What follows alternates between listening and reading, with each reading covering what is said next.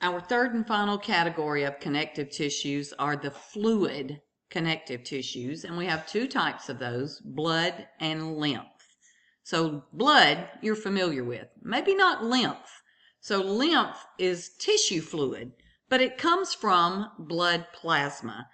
There are no cellular components to it. It's just cleaned up tissue fluid that we run through the lymphatic system, filter it through the lymph nodes, getting it cleaner and cleaner and cleaner on its way back to where we dump it back into the circulatory system and it becomes plasma, the liquid of blood again.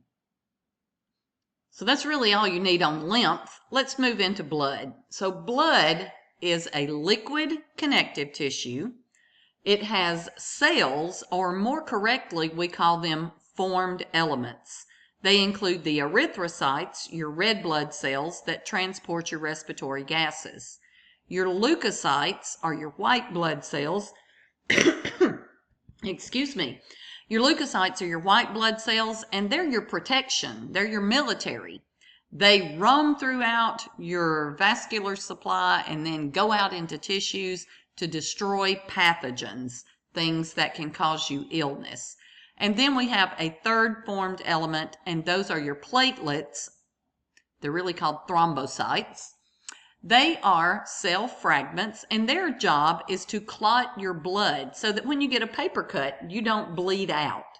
So when we think about your blood as a connective tissue, the cells, of course, are the formed elements, the three things that we just looked at. The ground substance is the liquid, the plasma that the cells are floating in, which also contains nutrients, waste products, hormones, proteins, all kinds of stuff.